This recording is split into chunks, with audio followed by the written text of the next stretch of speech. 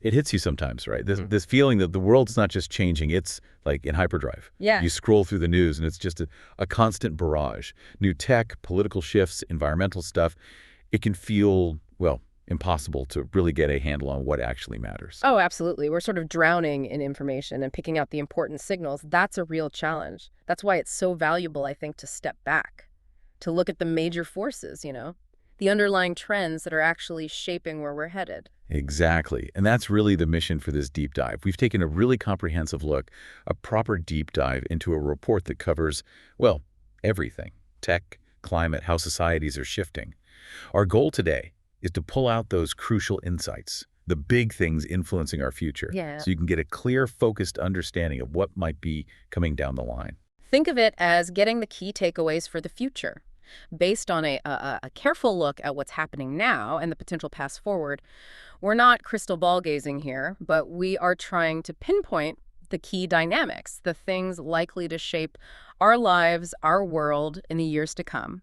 And to help us make sense of all this complex stuff, we got someone who's just fantastic at taking a mountain of information and, finding the clear patterns within it. Okay, so let's unpack this. One of the first big things that really stood out in the sources is this idea that all these global trends, they aren't just separate things happening at the same time. They're deeply connected. The report even uses this term, dual networked complex systems. Now, that sounds pretty technical, I know. It does, yeah. But the core idea is basically that everything's linked. What happens in one area can have these knock-on effects and others you might not even expect. Precisely. I mean, think about the growth of the global middle class, for example. That's tied to more people getting online, right? Which then impacts global commerce, how we connect on social media. Then you bring in something like climate change that disrupts farming, supply chains, maybe makes inequality worse. It just adds layers of complexity. These aren't isolated problems. They're all pieces of a much bigger puzzle. Like a spider web, Tug one strand, the whole thing vibrates. That's a really good way to picture it, this giant web. Pull here, feel it over there. And the report emphasizes that these connections, well, they create amazing possibilities too, for collaboration, new ideas. Definitely. But also some serious challenges, especially when it comes to getting everyone on the same page globally. That's a crucial point. You see these huge global issues, right? Climate change, pandemics.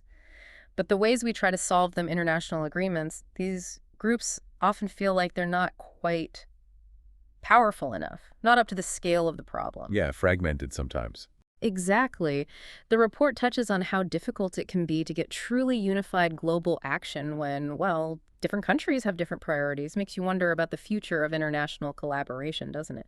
Can it get stronger, more effective? Yeah, it's a big question. Okay, let's switch gears a bit. Let's talk about something that's just constantly in the news cycle, AI and automation. Ah, the big one. So much hype, so many buzzwords.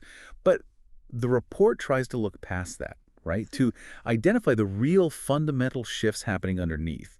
It makes this distinction between the really big foundational changes, like everything going digital, networks connecting us all, and the more specific trends we see in certain industries. And that distinction is really key, I think. The report points to several of these big foundational shifts relevant to AI and automation. You've got the move to digital, obviously, the power of networks, this trend towards openness, transparency, growing ecological awareness, which is interesting, plus the ability of systems to adapt and the increasing power of prediction. So the overall direction seems to be more digital, more connected, more aware of the environment, and better at learning and anticipating. That's the gist of it. And what's fascinating is a potential future scenario the report considers for, say, 2050, a world with a really strong sense of global environmental responsibility, Okay. and where AI works with human intelligence collaboratively, though it does note a potential flaw in that prediction about AI maybe reinterpreting things without ethical guardrails. Right, that's always the worry. Okay, so this is where it gets really interesting, I think. The economic side. The report suggests some pretty significant changes are coming. Huge changes. We're talking about things like logistics hubs that actually produce more energy than they use, maybe with solar panels. Yeah, energy positive nodes and smaller electric vehicles for deliveries that can adjust their temperature based on what they're carrying. Vaccines, maybe. Wow. And this idea of a talent era. Yeah. where companies that can attract and keep the best people really win. Absolutely. Talent management becomes critical. And the whole remote work thing, that's highlighted as a big ongoing economic shift. It's not going away. Oh, seems like it's here to stay. Then you've got more use of digital twins in manufacturing, you Right. know, these virtual copies of real systems for testing and optimization. Right, I've heard about those. And maybe detailed Earth mapping from low-orbit satellites for better decision-making in farming, logistics, you name it. Plus, private 5G networks popping up in factories, ports. Okay, so lots of tech. But what about competition? Well, that's maybe one of the biggest shifts mentioned. Moving away from just trying to beat competitors on price towards focusing on building strong partnerships, collaborations. Or like the gig economy model, project-based? Kind of, yeah. Gigs and clients. The report even hints that managers might start focusing less on just, optimizing sales and more on legitimacy, making sure the organization is seen as trustworthy, built to last, endurance over short-term optimization. That's a different mindset. And it's not just the economy, is it? The social changes driven by AI could be just as big. Potentially even bigger. The report suggests machines are moving beyond just sort of mimicking human smarts to becoming genuinely intelligent agents, making decisions independently. That sounds significant. It is. And what's fascinating here is the power of machine learning and just the sheer amount of data that's fueling all this. Right. We're already seeing examples, aren't we? AI monitoring temperature-sensitive vaccines, rerouting deliveries based on real-time traffic, even household stuff like face recognition for deliveries. Yeah, it's creeping in everywhere. And the report also touches on the potential of quantum computing, rapid 3D printing of chemicals, stuff that could really shake things up. But with all this tech, all this information, Yeah. does it change things like, say, brand loyalty? That's a great question it raises. Yeah. If information is everywhere, does loyalty mean the same thing? And then you get into biotech, with intelligence potentially surpassing, mentality or genes. The impact on privacy there is huge. Yeah, and that leads to the really complex area of data control, doesn't it? Data sovereignty. Definitely. The report brings up some serious points there. State control over data, the sort of mobile states operating outside national laws online, data stream blockades, even manipulated digital doubles in cyberspace. Wow, that sounds a bit like science fiction. But it highlights the potential downsides, the risks. Indeed. And that brings us squarely to the ethical considerations, which the report rightly emphasizes are crucial. Not an afterthought. Not at all. Ethics is fundamental, especially in how experts and the public interact with these powerful new tools. The report is clear. Technology alone won't solve our problems. You need more than just the tech. Exactly. Good governance, clear standards, transparency, making sure everyone has access, that's all vital. And cultural differences matter too, right? They affect inequality, how quickly things change. That highlights the need for participatory processes, getting everyone involved in the decisions. So dialogue is key, building shared understanding. Absolutely essential as we navigate this huge technological shift. Okay, let's turn our attention now to another really critical area: climate change and sustainability. The report frames these not just as environmental problems, but as narrow-casted demographic megatrends. Yeah, basically major trends linked to population shifts, intensified by things like urbanization, population growth itself. And the core message seems pretty stark. It is. What's really highlighted is that our current development model, globally, it just isn't compatible with the planet's environmental limits. There's a real sense of an impending breakdown of Earth systems. That sounds grim. It can, yeah. Huh? But the report also offers a more balanced view. It suggests there could be these sort of mega windfall opportunities, too. Oh, like what? In mineral resources, maybe, a chance to rejuvenate financial systems, and really leveraging human intelligence, our ingenuity, to generate wealth and solidarity. So it's a bit of a balancing act. Stark warnings on one side, potential for innovation on the other. Exactly. The report stresses there's a global consensus, pretty much, on the need for decisive action. But it also cautions that if we just stick to a limited business-as-usual approach, we'll see increasing widespread disruptions. We can't just tinker around the edges. No. The report emphasizes we need rapid transition pathways towards scientific sustainability.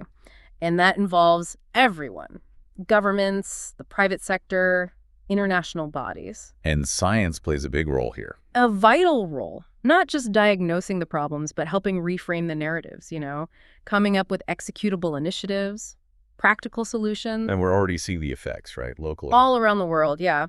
which just underscores the urgency. Making science-based decisions within the next, say, 1 to 3 decades, and adopting a truly global community view. So when we talk about being sustainable, the report gets practical. Very practical. It points out, look, the planet is actually running out of some key resources, and the growing problem of waste. It's not just bad for the environment, it could hurt corporate profitability in the long run. Right. Affects the bottom line eventually. Exactly. And this is where the idea of green growth comes in. Okay, what's that about?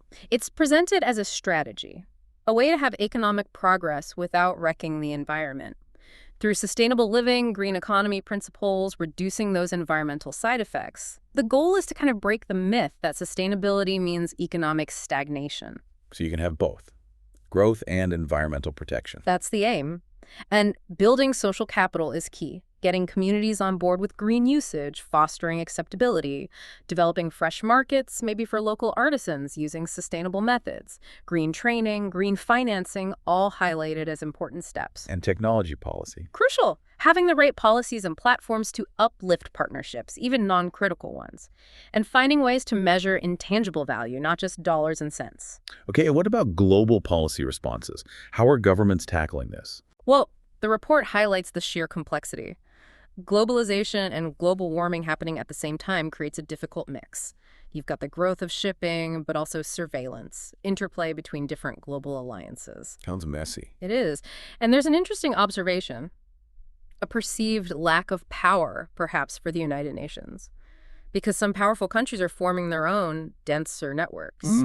Which brings us back to those dual networked complex systems again, the economic science networks and the social political ones, all intertwined. And the report mentions using advanced methods like corresponding transform networking to analyze patterns in global data over time, looking for those common threads. fascinating stuff. Okay, let's change direction again.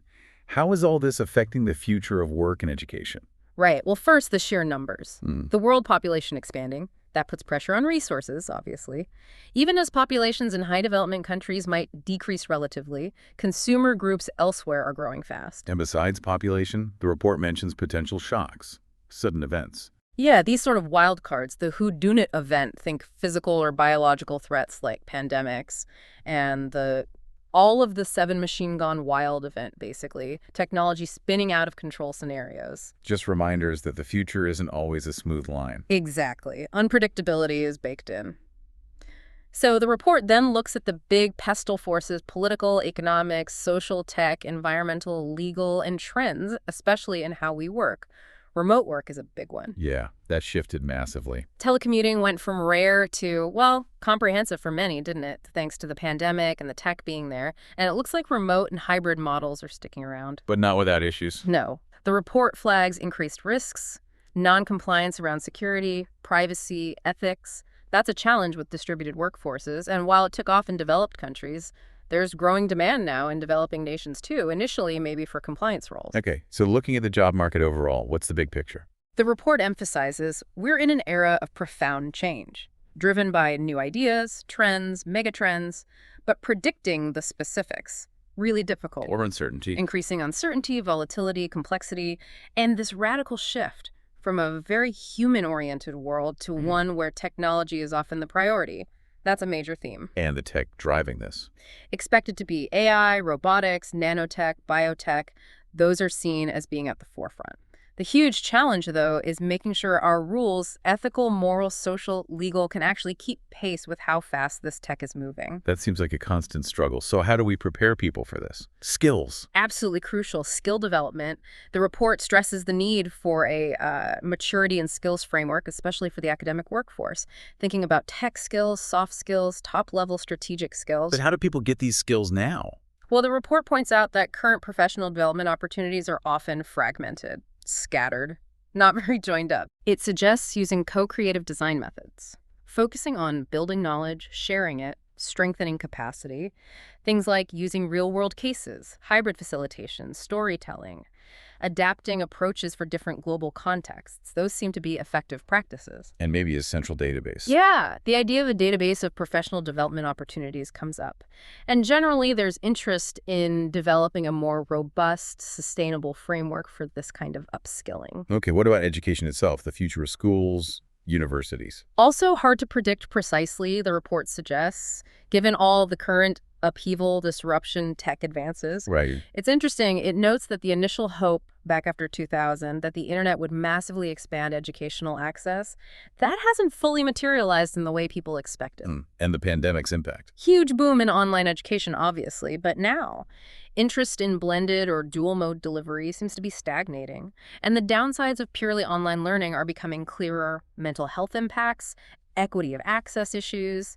You need good internet, the right device. So there's a paradox. Online education could actually become more exclusive. That's a concern raised, yeah, if the digital divide isn't addressed. Okay, but online learning platforms themselves, they've grown hugely. Massively, Yeah. driven by digital tech, adapting to the modern world. Though, again, developing countries are lagging in capacity here. But the potential is there to transform traditional education, make life easier for teachers and learners. And these academic learning resources, or ALRs, Yeah, things like learning resources themselves, tools for instructors, shared materials. Key factors for adapting them are making them safe, simple, functional, maybe anonymous where needed, and reliable. and they need to get better. Need for expansion, new formats, better quality, future expectations, more interaction with ALRs, integration with learning management systems, platforms to track evolutions, wider usage through queries, maybe linking with external devices, smart algorithms for personalized suggestions. Lots of potential development. And what about what we teach? Curriculum changes. Seen as pivotal, yeah.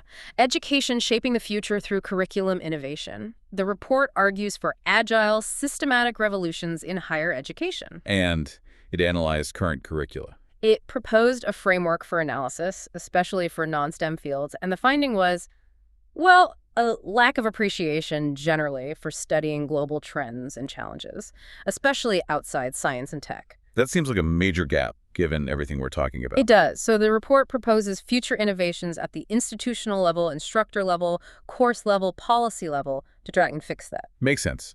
And finally, in education, this idea of lifelong learning. Absolutely critical. Defined as that ongoing, voluntary, self-motivated pursuit of knowledge. In advanced societies with such rapid change, it's essential. For adapting job security. Exactly. Individual adaptability in changing labor markets. Technology brings opportunities here, but also challenges access, content, skills again. The report calls for a new vision, technology as a core element of society and the economy. And education's role. Creating equitable empowerment, especially for disadvantaged groups. But it also stresses that social, cultural, moral factors are willingness to cooperate. These are just as important as the tech itself. Education is deeply embedded in culture, history. Okay, let's shift again. The future of travel, getting around. Right. The report starts by acknowledging this, well, insatiable desire humans have for mobility. Mass travel, low-carbon travel, business, extreme stuff, even space travel eventually. And the prediction is more travel. Likely, yeah. Based on energy consumption and environmental impact trends, it predicts travel will probably elevate in proliferation, duration, intensity, so more of it, longer trips, more intense experiences. And mass travel remains key. Seen as the fundamental form, yeah. Yeah. Especially in terms of price and schedules. With potentially significantly reduced costs and travel times within vast zones eventually. Think super cheap, super fast, long haul. But technology is the big driver of change here. Huge driver. Inequality, urbanization, demographics, climate change, the tech revolution itself, global tensions, they're all forces transforming travel. But progress is slow. Well, the report notes that despite years of development and investment, travel tech can still feel cumbersome. Disparate systems, different standards, a mix of old and new tech. It creates challenges, delays. So we need a breakthrough. Investment in radical travel technologies is seen as necessary for seamless, sustainable, inclusive experiences. Tech that frees up our time, creates new opportunities. And sustainability in tourism, that's massive. Absolutely central. Tourism can bring prosperity, sure, but it relies on resources that are often threatened, and it has negative environmental impacts. So future forms of sustainability need to address everything: structure, strategy, performance, culture, processes, risk control. It's complex. Very. And nations have diverse opportunities and constraints here. But the core issues remain relevant: Climate change, wildlife, sustainable travel options, wellness, but maybe with new, more enjoyable ways to advocate for sustainability. The duty of care. To current and future stakeholders, yeah. Innovation needs to broaden beyond current agendas. Sustainability becomes a differentiator for new companies. And how we relate to places might change. Possibly. Less constant anchoring to one location, maybe more attachment based on seasons or events. A stronger desire for coexistence with nature, more interest in biodiverse places, focusing on that environmental ethic. Okay, and post-pandemic trends, big shifts there. Drastic shifts, the report notes. Consumer preferences moving towards domestic trips, villages. More caution about contagion. Contactless services booming. Surge in those, yeah. AI, augmented reality, facial recognition, robotics. And if consumers take fewer trips overall, that could increase demand for drones, robots, satellites and logistics, longer home delivery time limits maybe. So trust is key. Rebuilding trust is vital. Safety measures, staff training, good online customer service. And we're seeing market segmentation consumers prioritizing safety, escaping urban overload, social distancing, digital exploration, budget options, hyper-localization. How about hotels, airports? Transformation and overnight accommodation towards self-service, maybe reduced hotel capacity, redefined airport terminals, improved aircraft cabin systems for safety. And new ways of traveling. Emerging hybrid forms, combining work and travel, mobile workstations, health and fitness trips, prioritizing shared feel-good moments, well-being, and increasingly responsibility travel driven by climate and animal welfare concerns. Okay, fascinating. Finally, let's look up space exploration and colonization. The final frontier, as they say.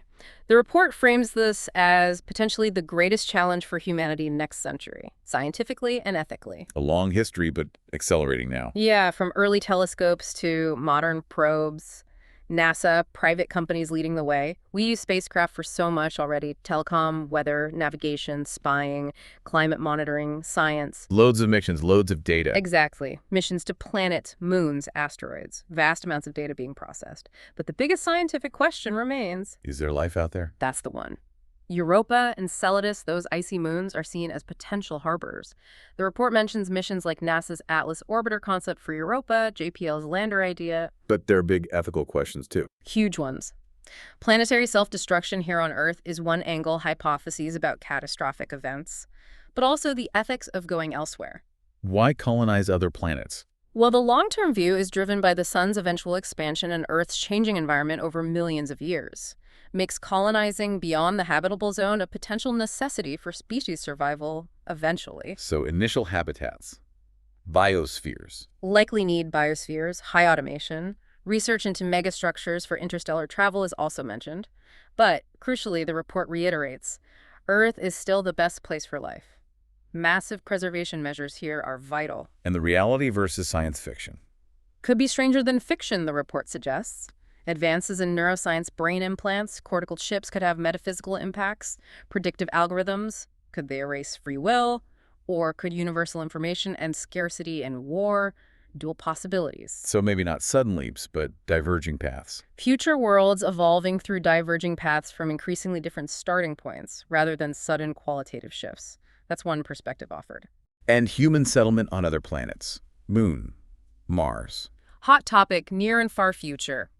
But achieving Earth-like conditions elsewhere, that requires transitional stages, lots of them. Potential settlements mentioned for the Moon, Mars, Europa, Ganymede, Titan, even Venus eventually. Any specific findings? Hydrogen deposits on the Moon, maybe transporting things easier in low areas due to dust height.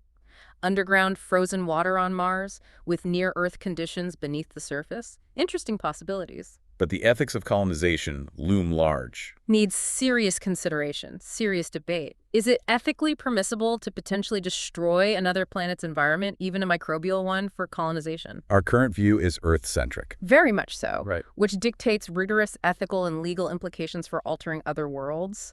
The report notes our current philosophical systems might just be inadequate for these unprecedented events. Okay, so wrapping things up.